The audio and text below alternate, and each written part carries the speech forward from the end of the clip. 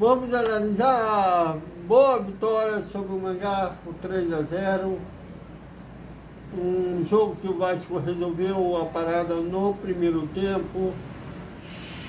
Já ia bem, a gente vai falar sobre também esses jogadores especificamente.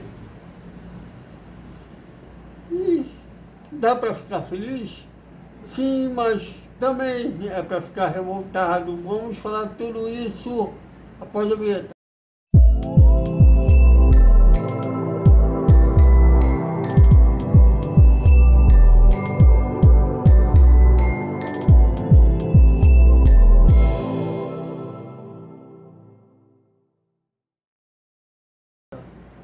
Salve, salve galera do Vascão!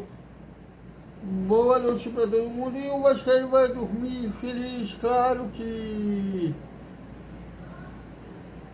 toda vitória somos românticos e incorrigíveis, toda vitória deve ser comemorada e o Vasco atuou bem, aproveitando a fragilidade do adversário, o Maringá muito fraco.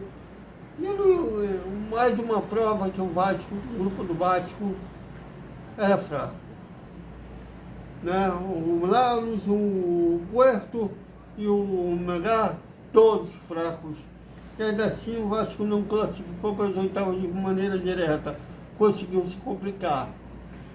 Em 3 jogos fora de casa, empatou 1 e perdeu 2. Né? E perdeu para o Laros, já tem rivalidade do Brasil Argentina, ok. Embora o time do Laros não tem nem jogador da seleção argentina, conseguiu a proeza e pela primeira vez um time brasileiro perdeu um time da Venezuela de goleada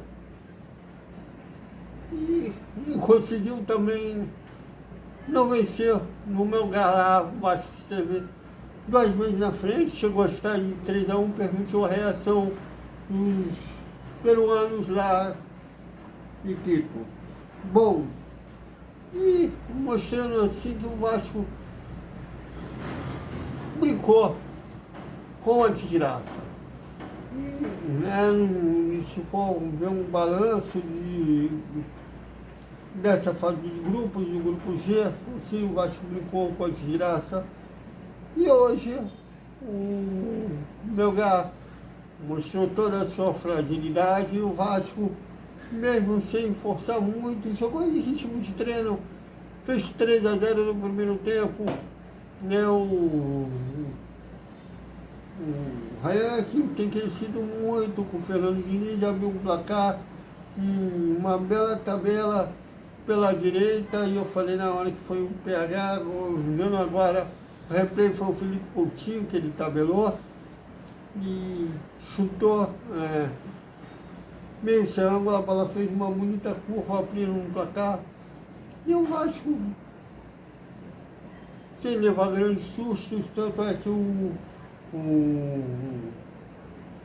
peruanos não tiveram nenhuma chance concreta de gol. Fora um chute de fora da área que o Léo Jardim espalmou para escanteio. As chances assim, cara com o Léo Jardim não tiveram. E o Vasco, toda vez que acelerou um pouco o ritmo do jogo, fez seus gols. Depois foi uma jogada que começou pela direita com o próprio PH, que tocou Coutinho tocou para o Pinto, que cruzou, o goleiro espalmou e sobrou para o próprio PH fazer o segundo gol. E também acelerou um pouquinho para fazer o terceiro gol, com o Vaete. 3-0.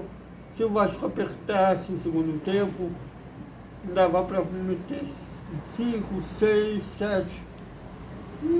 Mas o Vasco relaxou, apenas administrou, sentou nos 3-0 e administrou.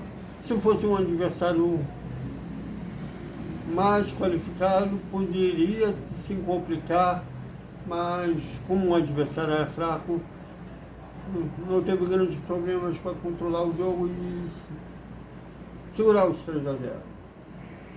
É para ficar feliz? É. Né? O jogo em si é. Né? Sobre o campeonato do grupo, vir no grupo é para ficar puto, mal amado e indignado. Já que seus adversários eram bem fracos. E ainda assim o Vasco se complicou mais e entra, não tinha se ter se classificado para as oitavas de final de maneira direta, sem passar pelo estresse que vai passar, que é os playoffs. Os playoffs é contra os eliminados da Libertadores, terceiros lugares, e cada grupo da Libertadores tinha um nível teoricamente mais forte que o da primeira fase, né, da fase de grupos da Sul-Americana, mas dá para se classificar, só do Vasco ter para ser classificado para os playoffs, faturou R$ 664.000. É claro que não cobre toda a folha salarial do grupo, mas ajuda. Só o Felipe Coutinho de Metripaé ganha R$ 1,5 milhão, já vou chegar em termos de mercado da bola. Mas ajuda, né? Todo o dinheiro ajuda, ainda mais quando uma diretoria abre mão de 300 milhões, né? E, desculpem. Mas era uma coisa que o Vasco se complicou sozinho. Agora, né, nessa vitória dá para se iludir? Não, não dá para se iludir, até porque um adversário extremamente fraco. E o Vasco ainda está em evolução, ainda não absorveu todo o perfil, né, toda a filosofia de trabalho do Fernando Diniz. Isso só vai ser possível na parada, né, principalmente da Supercopa do Mundo, que o Vasco não está, né, Super Mundial, os clubes que o Vasco não está disputando, que a gente está cagando. Para ele, pô, o Vasco continuava jogando no Brasileiro, né, durante o Mundial. A CBF poderia fazer isso com os clubes que não estão envolvidos nesse Super Mundial, deixava os que estão envolvidos, né, para pagar depois, né, quando voltasse o Super Mundial, botasse em dia os jogos do Brasileirão, mas eles não, a CBF não quis entrar em rota colisão com a FIFA. Pode falar na FIFA, o Vasco soltou uma nota hoje esclarecendo que não sofreu um transfer ban pela dívida que tem com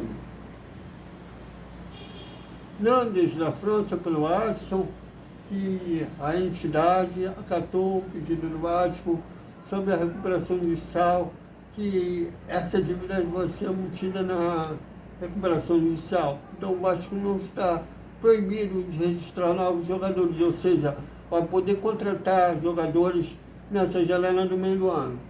Então foi um jogo em ritmo de, eu diria, um ritmo de quase de amistoso, não foi de amistoso, mas um time mais qualificado que o Vasco, como o Vasco, aproveitou toda a fragilidade de um adversário quase semi-amador, que é o Melgar. Agora, o Jair entrou bem na partida, né, e se você ver o levantamento na Américo em 2023, ou seja, antes do Paes ser contratado, muito antes do Felipe Coutinho ser contratado, o Vasco não estava nem no top 10 da folha, maiores folhas salarial do futebol brasileiro. O mercado já era caro. quando uma diretoria expõe um contrato de um jogador para a torcida, a maioria são brasileiros médios, torcedores médios, que não entendem no mercado da bola, um jogador mediano, como por exemplo o Jorge Augusto, que aliás nem foi relacionado hoje, teve diarreia, teve caganeira.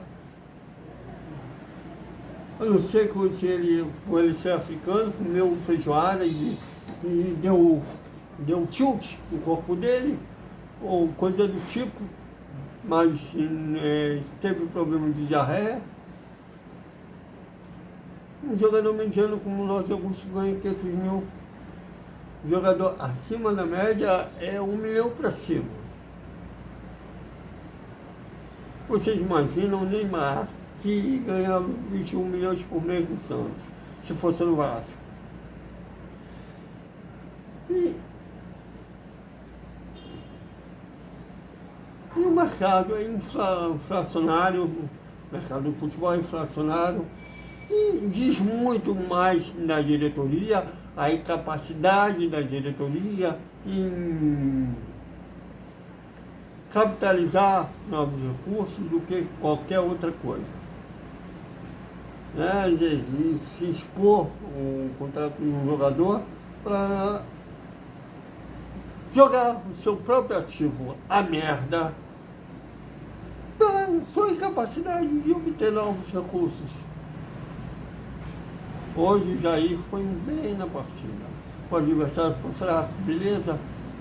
Mas quando ele e o Paulinho se lesionaram, tem até uns pró-diretoria que fingem não saber disso. Eu falei aqui no Vasco da Cidade que demoraria para eles entrarem na melhor forma. Porque lesão grave no joelho não é uma coisa que resolve de um dia para o outro. Os jogadores não voltam à velha forma de um dia para o outro. Mas não me surpreende que, como o próprio agente do Jair disse, jogo sujo da diretoria. Eles têm esse hábito, principalmente com os jogadores que não foram contratados por eles. Já expôs uma vez o contrato do Paulinho, expôs recentemente agora do Jair. Queimaram o Pael, Tempão, assim como fizeram com o Medel. Isso aqui o Medel ainda foi na época da 77 ainda. Mas bom, valeu essa classificação, né, para o playoff. Espero que o Vasco tenha sorte no sorteio quando definir os classificados, os terceiros colocados de cada grupo para os playoffs. O Vasco pegue um adversário de igual para que o Vasco avance para os oitavos de final, porque avançando para as oitavas de final, o Vasco ganha $500 mil, equivalente mais ou menos a R$2.800.000. Já é uma grana boa. E claro, mantém o sonho aí de conquistar uma competição internacional. Então, valeu pelo resultado. Agora, novamente, poderia avançar sem passar pelo estresse dos playoffs. E até daqui a pouco, né, até o nosso Desperta Vascaíno, que a gente vai fazer os cortes da entrevista coletiva lá do Fernando Diniz. E como ele tem essa mesma leitura que eu tive, que eu acho que jogou bem o primeiro tempo, e o segundo tempo relaxou, sentou nos 3-0. Então é isso, galera. Até os cortes na entrevista coletiva do Fernando Diniz, lá de 6 de janeiro. A gente nem solicitou credenciamento, porque só os diretores de direito podem fazer ao vivo, mas avançando, como avançou para as oitavas de final. No jogo dos playoffs, a gente vai solicitar um credenciamento. Até mais.